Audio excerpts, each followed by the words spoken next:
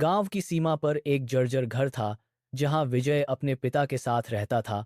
बाहर से शांत दिखने वाले इस घर के भीतर एक खौफनाक राज दफन था। विजय को मांस की ऐसी लत थी जो किसी बीमारी जैसी थी। जब उसे मांस नहीं मिलता, उसकी आंखें अंगारे जैसी लाल हो जातीं और वह हिंसक हो उठता।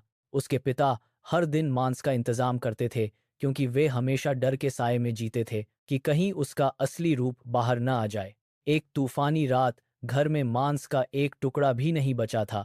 विजय ने मेज पर हाथ पटकते हुए पूछा, आज मांस कहाँ है? पिता कांपते हुए बोले, बेटा, आज बाजार बंद था, कल पक्का ले आऊंगा। विजय के चेहरे पर एक ठंडी मुस्कान तैर गई। अगली सुबह पिता कहीं नजर नहीं आए।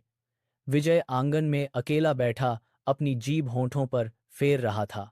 उसे महसूस हुआ कि उसकी भूख अब पहले से कहीं अधिक बढ़ चुकी है।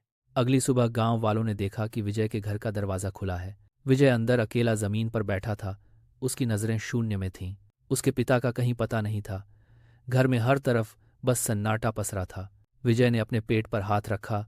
उसे एक ऐसी टीस महसूस हुई। यह भूख नहीं, एक अंतहीन खालीपन था। रात गहराते ही विजय अंधेरी गलियों में चल पड़ा। उसे एक मीट की दुकान का शटर गिरता हुआ दिखाई दिया। विजय ने दुकानदार से कहा, दुकान खोलो, मुझे अभी चाहिए। दुकानदार ने मना किया, लेकिन अगले ही पल विजय ने शटर को एक झटके में ऊपर खींच दिया। धातु के टकराने की आवाज गूंजी और फिर सब कुछ खामोश हो गया। विजय दुकान से बाहर निकला। उसके होंठों पर ताज़ा लाल निशान थे। गांव के एक बुजुर्ग ने खिड़की से बाहर झांका।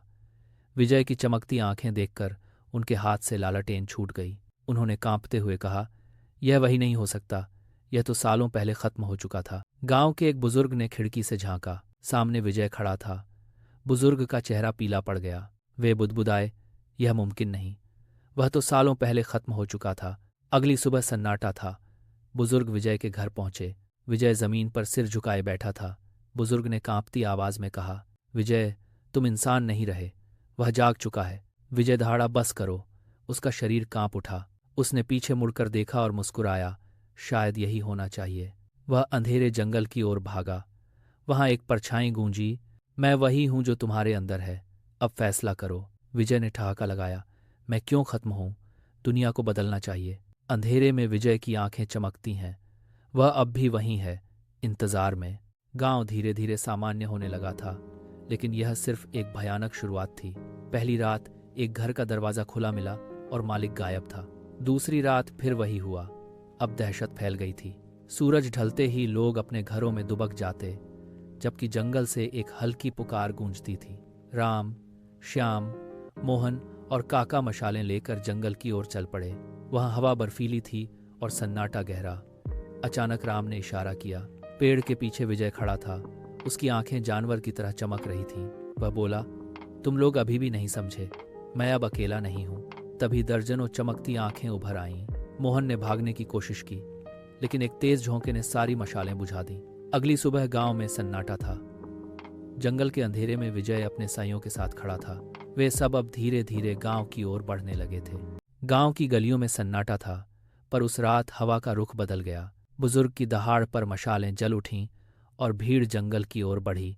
झाड़ियों के पीछे चमकती आंखों के बीच विजय खड़ा था। उसकी चाल बदल चुकी थी। बुजुर्ग चिल्लाए, विजय, अपनी आत्मा को पहचानो। विजय जमीन पर गिर पड़ा। उसके भीतर दो ताकतों का भयानक युद्ध छिड़ गया। वह चीखा, मैं ये नहीं हूं। एक काली परछाई उभरी और गूंजी, तुम मुझे नहीं हरा सकते। पर विजय ने अटल फैसले के साथ मशाल जमीन पर पटक दी। एक तेज रोशनी फैली और सब गायब हो गया।